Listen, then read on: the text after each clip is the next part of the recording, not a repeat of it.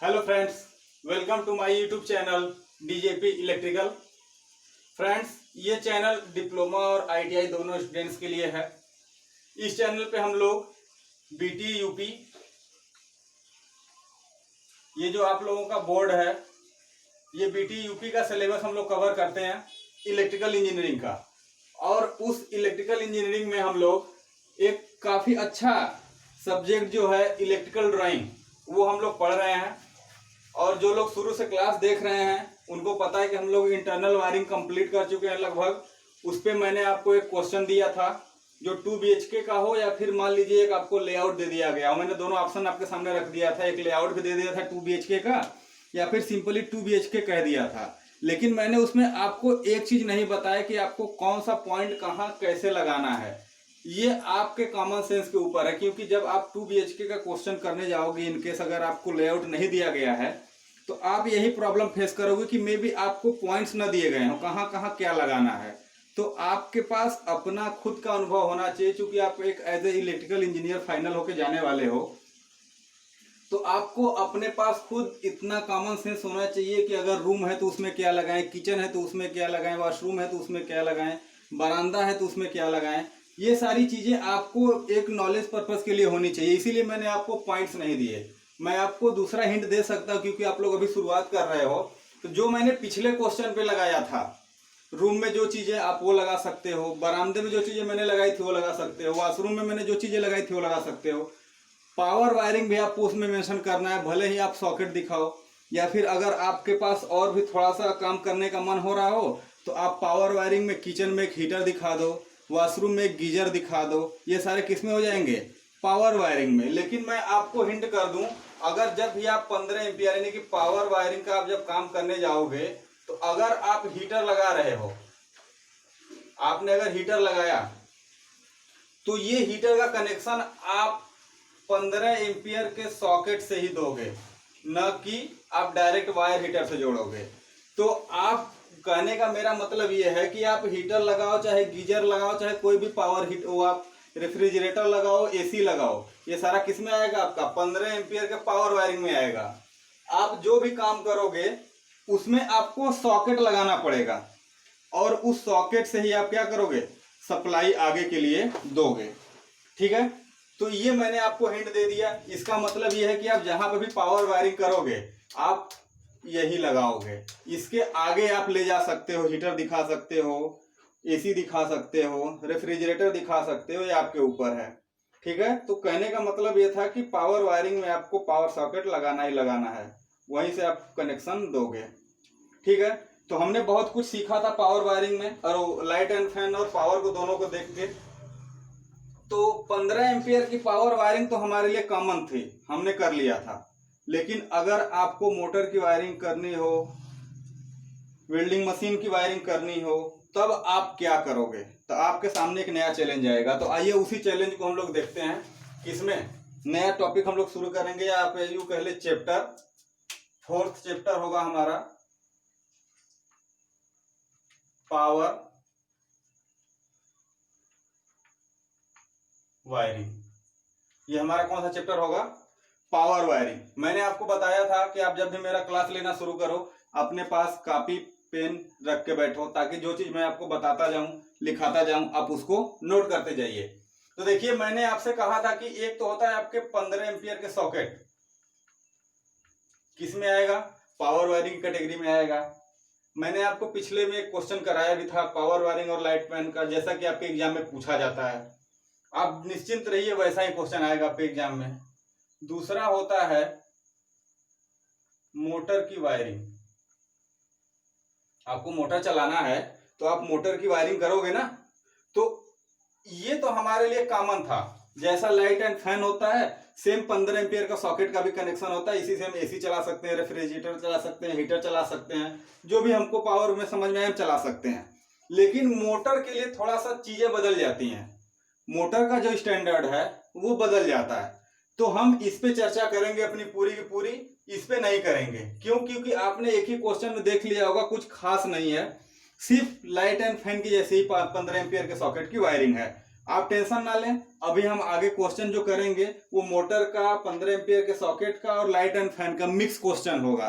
तब आप और समझ पाओगे कि कैसा क्लियर होता है क्वेश्चन। हमें सिर्फ एक एक क्वेश्चन करा के आगे आपको नहीं भेजना है, आप मिक्स क्वेश्चन करेंगे तब जाके आपका दिमाग खुलेगा। ठीक है, तो चलिए आपने नोट कर लिया कि पावर वायरिंग हमें दो चीजें पढ़नी है, पहला 15 एम्पियर का सॉकेट और motor.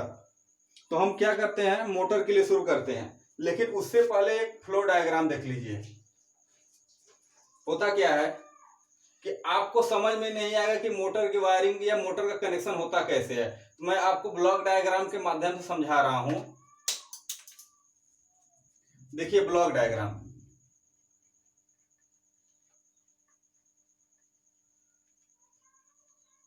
Block diagram of motor wiring, यानी कि हम मोटर की वायरिंग करेंगे कैसे, हमारे पास एक प्लान होना चाहिए।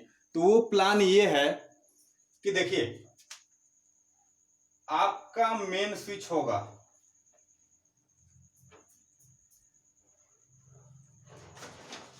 ये आपके मेन स्विच पे सप्लाई आ गई और तुरंत आप कहोगे कि जैसे ही मेन स्विच लगा उसके आगे हमारा डिस्ट्रीब्यूशन बोर्ड लग जाएगा।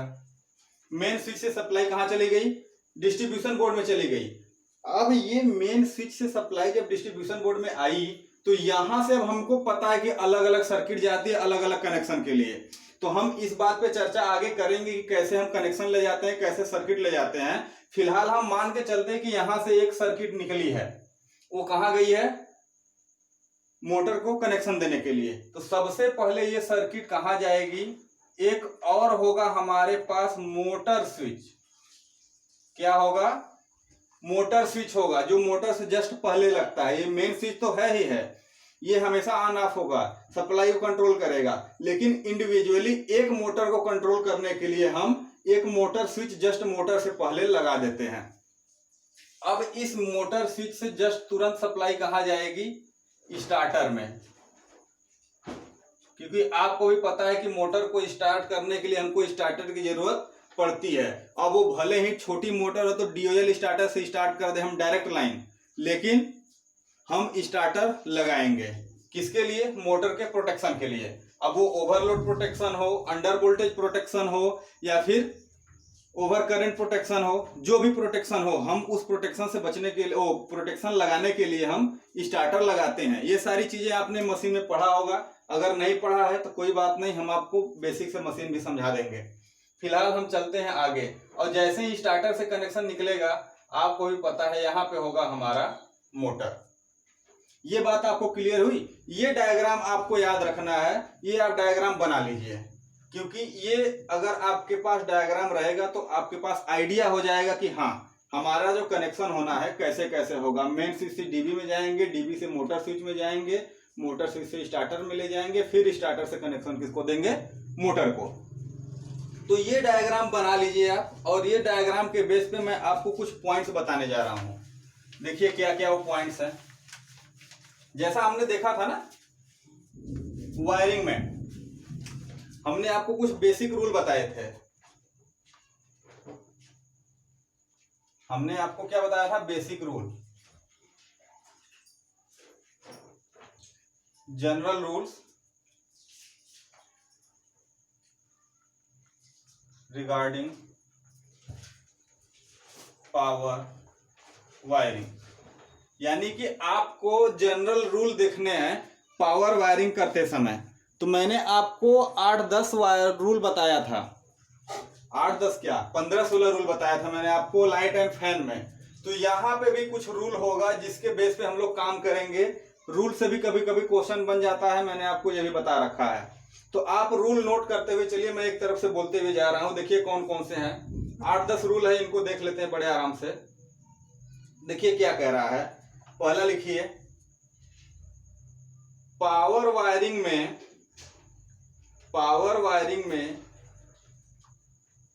मेटल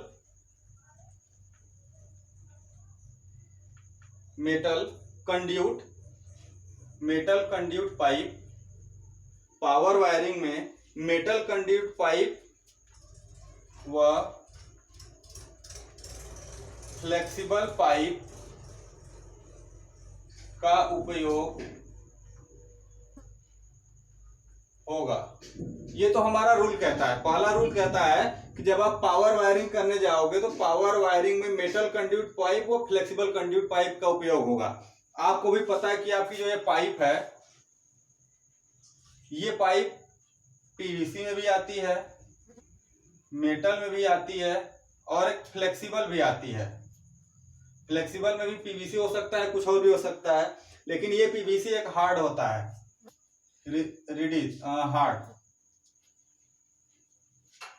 ये भी हार्ड होता है। तो पीवीसी फ्लेक्सिबल भी होगा, हार्ड भी होगा, और मेटल होगा तो आपको ऑब्वियसली पता है हार्ड ही होगा। तो ये तीन तरह की पाइपें आती हैं। तो आप किसका यूज करोगे? इसमें मेटल कंड्यूट का यूज करोगे और जगह जगह आपको फ्लेक्सिबल भी उपयोग में लाया जाएगा। अब मैं आपको बता दे रहा हूं कि कहां फ्लेक्सिबल होगा, कहां पे मेटल यूज होगा। उससे पहले मैं आपको एक चीज और क्लियर कर दूं, अगर आप इंडस्ट्रीज में कहीं पे भी जाओगे तो बहुत ऐसा रेयर केस मिलेगा जहां पे हमें केमिकल चीजों से बचना होता है या फिर इन्वायरमेंटल कंडीशन से बचना होता है, वायर को बचाना होता है, वहीं पे हम कंड्यूट पाइप का यूज करते। नहीं तो आपको सिंपल वायर ही मिलेगा देखने को, जो कि ट्रंच पे और ट्रे पे या ट्रंच में कहीं से भी गई हो। तो ट्रे क्या होता है, ट्रंच क्या होता है, अभी हो सकता है कुछ लोग जानते हो, कुछ लोग नहीं जानते हो, तो मैं अभी आपको ये भी बता देता हूं। ट्रे जो होता है, ट्रे, देखिए ट्रे होता क्या है कि जब आप वायर को ले जा रहे हो तो कभी कभी ऐसा होता है कि आप दीवार से ले जाओगे तो उसको दीवार में फिट कर दोगे, लेकिन अगर दीवार से कहीं दूर आना हो, बीच में कहीं सपोर्ट ना हो, तो आपके पास एक ऑप्शन है कि आप सीलिंग से ले जाओ या जमीन से ले जाओ। लेकिन अगर जमीन बहुत नीचे हो या जमीन के नीचे जगह ना हो और जो ऊपर की हाइट है, जो हमारे पास ऊपर की हाइट है वो काफी ऊपर, क्योंकि आपने देखा होगा कंपनियों में, बहुत सी कंपनियों में बहुत ऊंचे ऊंचे फ्लोर बने होते हैं, अगर उतना ऊंचा हो तब आप कैसे ले जाओगे? तो इस चीज के लिए केबल ट्रे आती है, केबल ट्रे। ये केबल ट्रे क्या करती हैं कि एक ऐसा आपको ट्रे मिलेगा, बता रहा हूं मैं आपको, देखिए ये आपको एक जालीनुमा ट्रे मिलेगा, जैसे कि ये इसके ऊपर थोड़ा सा उठा होता है, इसके ऊपर थोड़ा सा उठा होता है, इसमें जाली होती है, ठीक है। ये एक तरीके का बेस प्लेट का काम करती है। इनको आप पहले से ही लगा दोगे ऐसे, उसके बाद इसी के ऊपर से केबलें चली जाती है। तो ये होता है केबल ट्रे। और एक चीज होता है ट्रंच, ट्रंच ये भी आपको देखने को मिलेगा। तो ट्रंच क्या होता है, जब आप ग्राउंड से ले जाओगे पाइप को, तो हम ग्राउंड पे नहीं ले जाते, यानी कि सरफेस पे हम लोग वायर को नहीं ले जाते, सरफेस के नीचे, कितना नीचे मैं आपको दिखाऊंगा, ये होता है 0.2 मीटर, यानी कि 20 सेंटीमीटर। 20 सेंटीमीटर नीचे हम लोग नाली खोदते हैं, गड्ढा खोदते हैं। ये नाली नुमा होता है, तो इसको हम लोग नाली ना कह के, नाली तो पानी के लिए होता है, यहाँ पे केबल ले जाते हैं, इसलिए इसको हम ट्रंच बोलते हैं। क्या बोलते हैं इसको? ट्रंच। तो ट्रंच होता है नाली और ट्रे होता है एक मेटल का प्लेट होता है, प्लेट लगा देते हो लंबा सा, उसी पे से केबल ले जाते हो। तो ये दो चीजें होती हैं। तो आपको मुझे बताना था, आप समझ जाएंगे, और नहीं समझे होंगे तो आप इंडस्ट्रीज में जाएंगे तो आपको देखने को मिल जाएगा। अगर आपके पास सामने आएगा तो आपके दिमाग में स्ट्राइक करेगा कि हाँ सर ने कभी ऐसा बताया था, ठीक है। तो पाइप ये फ्लेक्सिबल हो गया और क्या हो गया, रिजिड हो गया। दोनों तरीके की पाइप यूज होगी, लेकिन कहां कहां कौन सी पाइप यूज होगी ये हमें क्लियर करना है। तो देखिए आप नोट कर लीजिए, यहीं पे नीचे दूसरा नंबर मत डालिए, यहीं पे नोट करिए।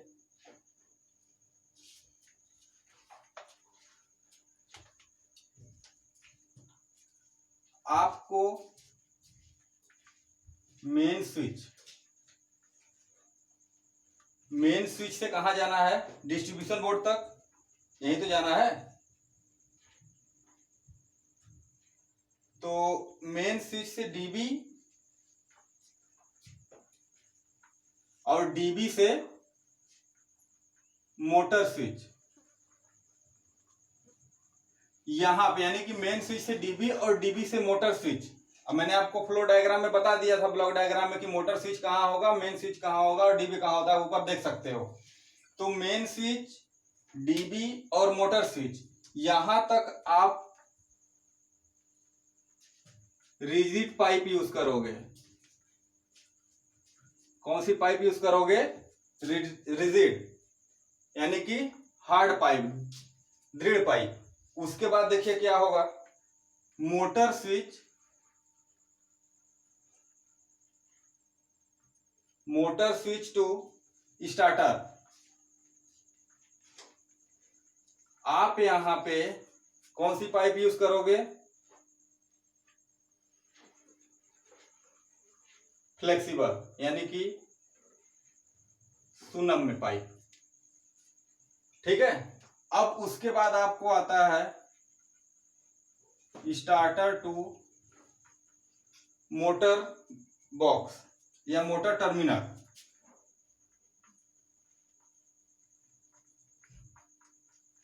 आपने मोटर के ऊपर देखा होगा एक टर्मिनल बॉक्स लगा होता है जहां पे आप लोग सप्लाई कनेक्ट करते हैं। तो stator to motor terminal box में आप देखिए, या तो आप फ्लेक्सिबल पाइप यूज कर लो या आप रिजिड कर लो, अकॉर्डिंग टू यू। आप जो भी समझो, आपको जो भी सुटेबल लगे, आप यहाँ पे फ्री हो, आप कर सकते हो। अब ऐसा नहीं है कि ये स्टैंडर्ड कह दिया गया तो आपको करना ही करना है। अगर आपकी पोजीशन ऐसी नहीं बन पा रही है तो आप क्या कर सकते हो, दूसरा भी यूज कर सकते हो, लेकिन स्टैंडर्ड रूल ये कहता है। ठीक है, चलिए अब मैं आपको दूसरा पॉइंट बताता हूं। दूसरा पॉइंट नोट करिए। दूसरा पॉइंट में लिखेंगे, प्रत्येक मोटर के लिए अलग अलग परिपथ उपयोग में लाया जाएगा। प्रत्येक परिपथ, प्रत्येक मोटर के लिए, प्रत्येक मोटर के लिए अलग अलग परिपथ। यानी कि आप अगर यहां आपका मेन स्विच है और यहां आपको दो मोटरें यूज करनी है, दो दो हार्स पावर की, तो आप ऐसा नहीं करोगे कि यहां से दूर लाना है तो एक सर्किट लाए, इस मोटर को दे दिए और इसके स्टार्टर से पहले ही सप्लाई लेके इसके स्टार्टर में दे दिया और यहाँ पे भी कनेक्शन कर दिया। आप ऐसी गलती कभी नहीं करोगे। अगर दो मोटरें हैं तो आप दो सर्किट ले जाओगे, एक सर्किट से एक मोटर, दूसरी सर्किट से दूसरा मोटर। आप एक ही सर्किट से दो या दो से अधिक मोटर नहीं चला सकते। ठीक है, तो ये रूल हो गया। यानी कि अब आपको इसमें पॉइंट गिनने की जरूरत नहीं है। क्या करने की जरूरत नहीं है? पॉइंट गिनने की। अब आपके लिए हर एक मोटर के लिए अलग से सर्किट जाएगी। तीसरी बात क्या कहता है? तीसरा कहता है कि स्विच, ठीक है, main switch, main switch, dB, उसके बाद स्टार्टर, ठीक है, यानी कि मेन स्विच, डीबी, स्टार्टर, ये धातु आवरण युक्त होने चाहिए। यानी कि इनके ऊपर धातु का आवरण लगा होना चाहिए। मैं एक बार फिर से रिपीट कर दे रहा हूं, मेन स्विच, डीबी, स्टार्टर, ये धातु आवरण युक्त होने चाहिए, यानी कि मेटल का कवर होना चाहिए, मेटल कवर्ड होने चाहिए। ये इनको ओपन हम लोग नहीं रखेंगे। आप इंडस्ट्रीज वगैरह में गए होंगे या आपने विजिट किया होगा या फिर आप समर ट्रेनिंग वगैरह पे गए होंगे, तो जो पैनल बोर्ड होता है जहां से हम आप लोग कंट्रोल करते हैं, काफी बड़े बड़े पैनल होते हैं वहां पे। आपने देखा होगा कि सारे के सारे पैनल बंद होते हैं, कोई भी चीज वहां आपके खुली नहीं मिलती है। हाँ, उनका गियर वगैरह जो आप ऑपरेट करते हैं वो बाहर दिखेगा आपको, और जो इंडिकेटर होता है या फिर आपका मीटर का जो डिस्प्ले वगैरह होता है वो आपको बाहर से दिखता है। बाकी सारी चीजें टोटली क्लोज्ड होती हैं, वो भी मेटल बॉक्स से, फाइबर वगैरह से नहीं करते। तो ये वही बात कह रहा है कि जितने भी आप स्विच बोर्ड वगैरह यूज करोगे, स्टार्टर यूज करोगे, वो कैसी होनी चाहिए? टोटली मेटल क्लोज्ड होनी चाहिए। ठीक है, उसके बाद देखिए चौथा रूल क्या कहता है। चौथा रूल ये कह रहा है कि सभी मेन स्विच, डीबी, स्टार्टर आदि लोहे के बोर्ड पे होने चाहिए। लिखिए, आप चौथा लिखिए, मेन स्विच, डीबी, स्टार्टर आदि लोहे के बोर्ड पे होने चाहिए। लोहे के बोर्ड इन द सेंस क्या है कि जब आप ये सब लगाओगे तो आपको कहीं ना कहीं लगाना पड़ेगा ना, तो आप ये मत समझ लेना कि इसको हम दीवार पे फिट करके अपना काम चला लें। ये लोहे के बोर्ड पे होने चाहिए, इसीलिए आपको हर जगह पैनल बॉक्स मिलता है या पैनल देखने को मिलता है। नहीं तो सभी लोग अपना दीवार एक फिट बढ़िया सा बनवाते और उसी में सारा आइटम लगवा देते। ऐसा काम हम लोग नहीं करते। इसके लिए हम क्या करते हैं, लोहे का बोर्ड लेते हैं, उसी के ऊपर सारा का सारा सिस्टम कसा जाता है। ठीक है, चलिए फिर आगे देखिए पांचवा क्या कहता है। पांचवा ये कहता है कि वाहक नली के अंदर केबिल में जोड़ नहीं होने चाहिए। नोट करिए नेक्स्ट, वाहक नली के अंदर केबिल में जोड़ नहीं होनी चाहिए, यानी कि जोड़ जो है नहीं होना चाहिए। ज्वाइंट, जोड़ का मतलब क्या है, ज्वाइंट। अब आपको भी पता है कि अगर आपके पास पावर वायरिंग हुई है, हम 2-4 हार्स पावर की मोटर की बात नहीं कर रहे हैं, 1 हार्स पावर की मोटर से लेके 150-200 हार्स पावर की मोटर हमको पावर वायरिंग में देखने को मिलेगी। अब इतनी बड़ी बड़ी मोटरें हैं तो हैवी करंट भी कैरी करेंगी। अगर उनके वायर के बीच में कहीं पे भी हल्का सा ज्वाइंट आ गया तो वहां पे क्या जनरेट होगा, कॉन्टेक्ट रेजिस्टेंस। आपने इसका नाम सुना होगा। कॉन्टेक्ट रेजिस्टेंस का मतलब है कि दो धातुएं आपस में जुड़ती हैं तो उनके बीच में थोड़ा सा गैप, आप कितना वो टाइट कर दो, हल्का सा गैप रह जाता है, वही गैप एक रेजिस्टेंस क्रिएट करता है। उसी रेजिस्टेंस को क्या बोलते हैं, कॉन्टेक्ट रेजिस्टेंस। अगर इसका मान आरसी है कॉन्टेक्ट रेजिस्टेंस का, अगर इसमें से करंट आई फ्लो हो रही हो तो इसका स्क्वायर आपको क्या मिलेगा, लॉस मिलेगा, आई स्क्वायर इंटू आर। P बराबर आई स्क्वायर इंटू आर, आपने फार्मूला पढ़ा होगा। ये आई स्क्वायर इंटू आर लॉस जो होगा वो क्या होगा, लॉस में जाएगा। और जो ये लॉस होगा तो आपको भी पता है कि जब यहाँ पे ऊर्जा कंज्यूम हो रही है तो किसी न किसी फॉर्म में कंज्यूम होगी, तो फिर से यहीं पे क्या जनरेट होगा, ये हीट जनरेट करेगा। और जब हीट जनरेट करेगा तो आपका कॉन्टेक्ट धीरे धीरे गर्म होते होते होते लॉन्ग टाइम तक चलेगा ये, फिर आपका यहाँ कॉन्टेक्ट ब्रेक हो जाएगा। और जब आपका कॉन्टेक्ट पाइप के अंदर ब्रेक हो गया तो आपको पाइप के अंदर पता लगाने में बहुत मुश्किल होगी, आपको पूरा पाइप निकालना पड़ेगा, पूरा वायर निकालना पड़ेगा, उसके बाद आपको दिखेगा कि हाँ आपका कौन सा कॉन्टेक्ट बर्न हुआ है। तो इस चीज से पूरा बचने के लिए हम पाइप के अंदर कोई भी कॉन्टेक्ट नहीं रखते या कोई भी ज्वाइंट नहीं रखते हैं। अगर आपको केबल छोटी पड़ रही है तो आप उस केबल को निकालिए, नया केबल डालिए, लेकिन पूरा डालिए, कहीं पे बीच में आपको कॉन्टेक्ट नहीं देना है। ये बात हमारी हो गई। क्यों कॉन्टेक्ट नहीं देना है ये भी मैंने आपको बता दिया, ज्वाइंट बॉक्स नहीं होने चाहिए बीच में। ठीक है, अब आप कहोगे कि हमने सुना है डिस्ट्रीब्यूशन में कि कहीं कहीं अगर अंडरग्राउंड केबलें हैं तो उनको हम लोग जोड़ते हैं, तो उनको प्रॉपर जोड़ने के लिए एक ज्वाइंट बॉक्स आता है।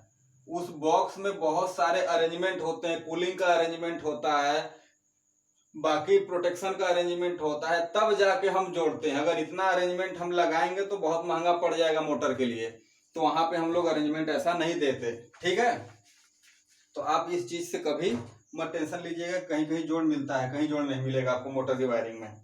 छठा देखिए क्या होता है, अगर कहीं आपको मिल गया तो समझ लीजिए उसने गलत काम कर रखा है। 6 नंबर पे देखिए क्या होगा, मोटर के लिए कम से कम 2 अर्थिंग होने चाहिए। लिखिए, 2 अर्थिंग होने चाहिए। ये आप मार्क करके ले लो, ऐसे ही क्वेश्चन उठा के दे देता है, क्योंकि ये तो फ्लेक्सिबल परिपथ तो नहीं पूछता, लेकिन ये अभी एसएससी जेई के क्वेश्चन में पेपर में मुझे मिला था कि मोटर वायरिंग करते समय निम्न में से कितनी अर्थिंगें उपयोग में लाई जाती हैं। ऑप्शन था 1, 2, 3, 4, ऐसे ही 1, 2 करके ऑप्शन भी था, उसी में 1, 2, 3, 4 अर्थिंग था। तो हम किस पे मार्क करेंगे, 2 अर्थिंग पे। क्यों, क्योंकि मोटर वायरिंग में, पावर वायरिंग में हम कम से कम 2 अर्थिंग का यूज करते हैं। तो यही छोटी छोटी की पॉइंटें होती है जो हमको ध्यान में रखनी होती है और एक क्वेश्चन में फंस जाते हैं। तो अब आपको हमेशा के लिए ध्यान हो गया कि अर्थिंग कितनी होती है, मोटर के लिए 2 और हाउस वायरिंग में 1। ठीक है, तो ये आप नोट कर लीजिए कि मोटर वायरिंग के लिए कम से कम 2 अर्थिंग का उपयोग किया जाता है। ठीक है, सातवां देखिए क्या कहता है। सातवां कह रहा है कि मोटर स्विच व स्टार्टर पास में लगे होने चाहिए। यानी कि अगर आपका ये मोटर स्विच है, मोटर स्विच, और यहां स्टार्टर है,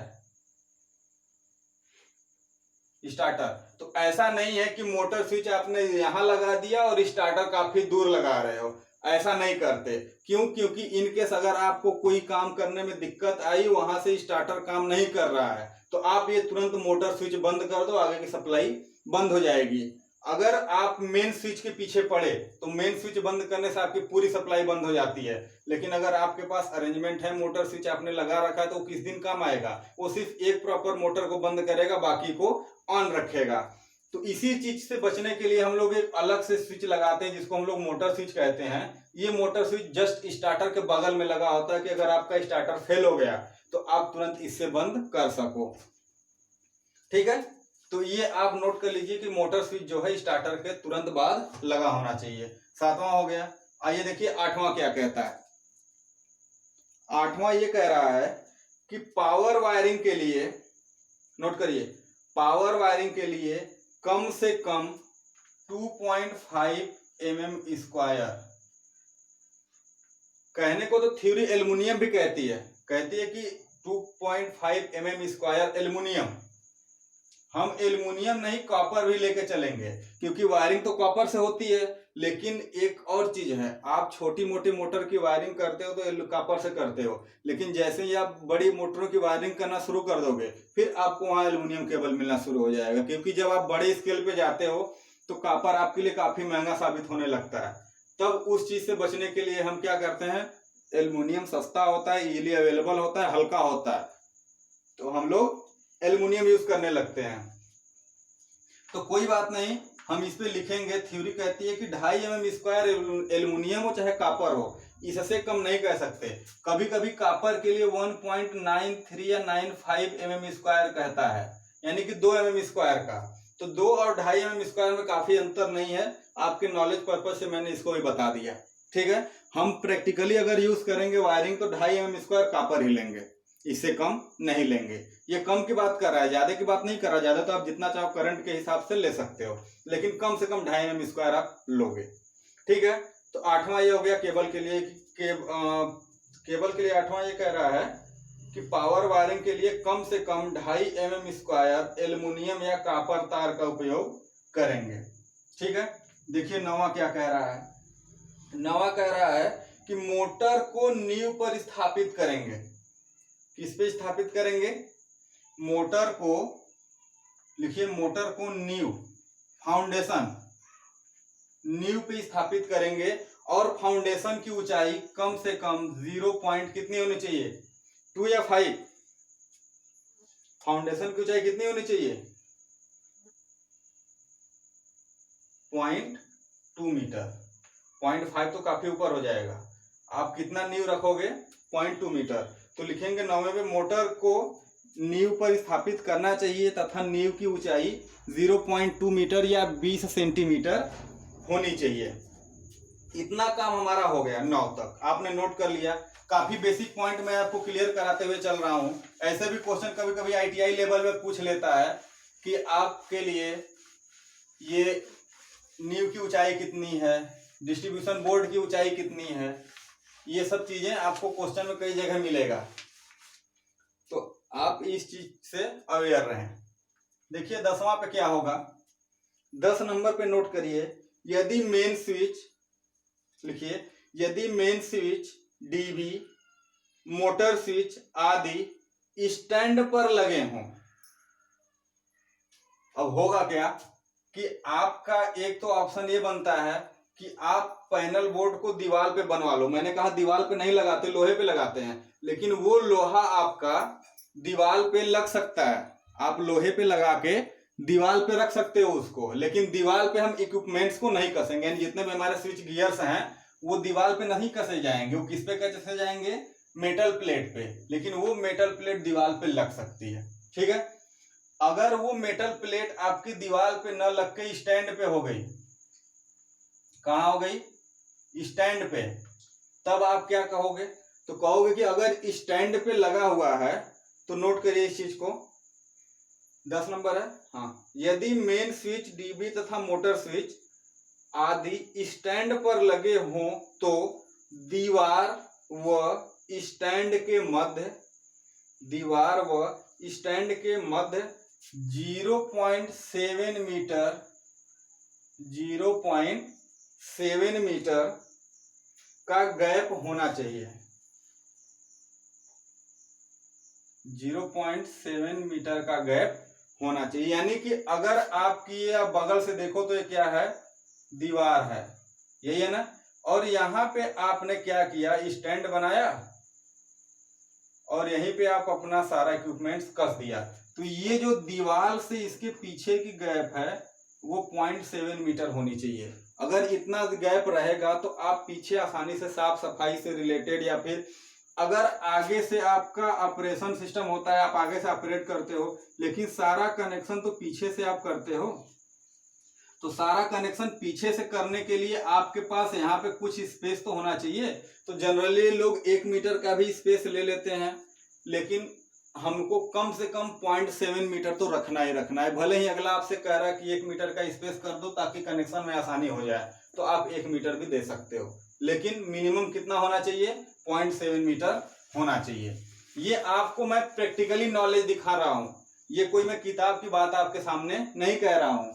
ये आप जब वायरिंग करने जाओगे तो जो वायरिंग करने वाला बंदा होता है वो आपसे मिलेगा ऐसी बात करने के लिए कि सर अगर आप बोर्ड लगा रहे हो, पैनल बोर्ड इंस्टॉल कर रहे हो, तो पीछे इतना 1 मीटर कम से कम गैप छोड़ देना, ताकि हम वायर को लेकर आए नीचे से, चाहे ट्रंच से लाए चाहे ट्रे से लाएं, तो हमको कसने में आसानी हो। ये हम लोग प्रैक्टिकली करने जाते हैं काम तो देखने को मिलता है हमें, ठीक है। जितना आसानी से गैप, जितना ज्यादा गैप होगा हम लोग उतनी आसानी से केबल को जोड़ लेते हैं। अगर गैप नहीं है तो जोड़वाने में काफी दिक्कत होती है, जो बंदा जोड़ रहा है वहां पे उसको काफी प्रॉब्लम उठानी पड़ती है। क्योंकि हम जोड़ते नहीं है तो हमको प्रॉब्लम का एहसास नहीं होता, लेकिन सामने वाले को देख के लगता है कि नहीं अगले को काम करने में दिक्कत हो रही है, तो पीछे हम लोग जगह बना के रखते हैं, ठीक है। अब देखिए 11 नंबर पे क्या कह रहा है। 11 नंबर ये कह रहा है कि मोटर की स्थिति दीवार से कम 0.7 मीटर दूर होनी चाहिए। नोट करिए, मोटर की स्थिति दीवार से कम 0.7 मीटर दूर होनी चाहिए। सेम कंडीशन वही है, अगर आपकी ये दीवार है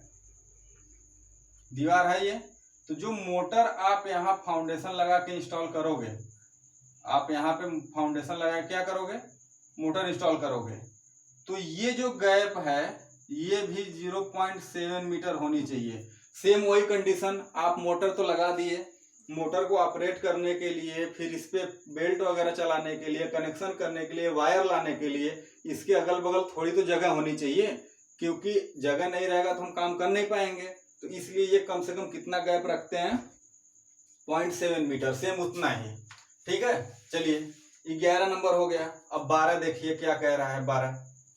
12 नंबर ये कह रहा है कि मेन स्विच, नोट करिए, main switch, DB, motor switch तथा starter, main switch, DB, motor switch तथा स्टार्टर फर्श से 1.5 मीटर की ऊंचाई पर होने चाहिए। फर्श से 1.5 मीटर की ऊंचाई पे होने चाहिए। सेम वही बात, अब आपसे पूछ दिया जाए कि स्टार्टर जो है, मेन स्विच जो है, डीबी जो है, फर्श से कितना ऊंचा होता है, तो आपके जबान से जस्ट निकलेगा 1.5 मीटर। ये चाहे लाइट एंड फैन के लिए हो चाहे पावर वायरिंग के लिए हो, दोनों सेम है। बदलता कौन है, केवल स्विच बोर्ड बदलता है लाइट एंड फैन वायरिंग का, वो हो जाता है 1.25 मीटर के आसपास। ये इसको हम लोग 48 इंच भी बोलते हैं, ठीक है। तो ये आपको थोड़ा सा चेंज बस लाइट एंड फैन में मिलेगा, मेन स्विच बोर्ड, बाकी सब कितना रहता है, 1.5 मीटर ही रहता है। तो चलिए 13 नंबर देखते हैं, ये तो पुरानी बात थी। 13 नंबर में ये है कि क्षैतिज रन, एचआर जो आपका होता है वो क्या होगा। तो देखिए उसमें तो होता था कि या तो आप ग्राउंड से 3.5 मीटर रहो ऊपर, या फर्श से 0.5 मीटर नीचे, लेकिन यहाँ पे वो सब सिस्टम नहीं है।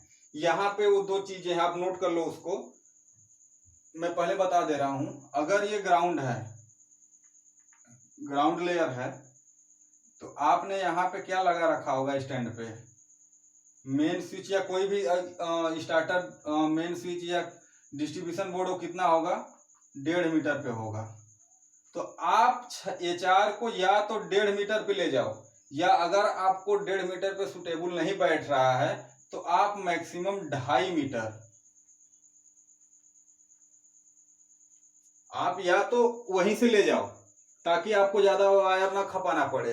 अगर यहाँ पे सिस्टम नहीं बैठ पा रहा है तो आप 2.5 मीटर तक ले सकते हो, यानी कि ये सीधे 2.5 ही नहीं होगा, आप यहाँ से यहाँ के बीच में कहीं पे भी ले सकते हो, लेकिन 2.5 मीटर से ज्यादा ऊपर नहीं जाएंगे। वहां पे तो हम 3.5 मीटर जा रहे थे, यहाँ पे या तो 1.5 मीटर या तो 1.5 मीटर से ऊपर 2.5 मीटर तक, इन दोनों के बीच में हम ले सकते हैं।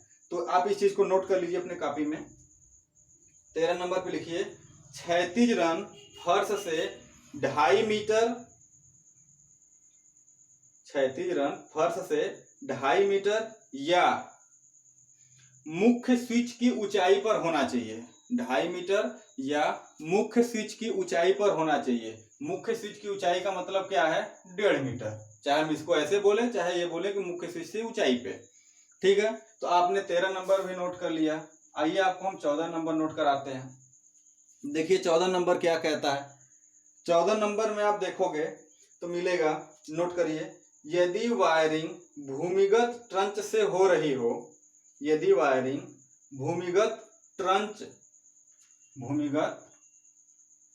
से हो रही हो तो ट्रंच की गहराई 0.2 मीटर होना चाहिए। ट्रंच मैंने आपको बताया कि ये आपका ग्राउंड लाइन अगर से है या ग्राउंड लेयर है, तो तार हम अगर ग्राउंड ले जाना चाह रहे हैं तो ग्राउंड पे नहीं ले जाते, हम लोग अंडरग्राउंड ले जाते हैं। लेकिन ये अंडरग्राउंड जो वायर जाता है ये होता है 0.2 मीटर गहरी नाली में। तो यहाँ हम नाली नहीं बोलते, नाला नहीं बोलते, हम क्या बोलते हैं, टर्म ट्रंच यूज करते हैं। अब देखिए मैं आपको प्रैक्टिकली बताता हूँ कैसे होता है। यहाँ पे आपका मान लेते हैं ट्रांसफार्मर लग गया या फिर मोटर लग गया, स्टार्टर लग गया, कुछ भी लग गया। आप यहाँ से केबल उठाओगे, चूंकि यहाँ पे केबलें इतनी मोटी नहीं, इतनी मोटी होती हैं, 300 mm, इससे ज्यादा mm की होती हैं। तो अब इतनी मोटी केबलों को आप ऊंचाई से ले जाओगे तो आपको नीचे कितना सपोर्ट देना पड़ेगा, आप सोच सकते हैं। इस केबल को आदमी नहीं खींचते, आपको ट्रैक्टर वगैरह या हाइड्रा वगैरह से खिंचवाना पड़ता है। अगर आप आदमी से खिंचवाओगे तो एक एक केबल को खींचने के लिए 10-10, 20-20 आदमी की जरूरत पड़ेगी।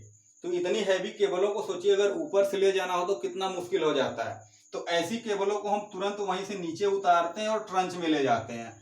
ट्रंच को काफी लंबा चौड़ा गहरा खोदा जाता है, गहरा इन द सेंस सिर्फ इतना 0.2 मीटर, कभी कभी जरूरत पड़ती है तो हम इसको 0.5 पे भी रख लेते हैं, लेकिन स्टैंडर्ड ये कहता है कि आप 0.2 पे रहो।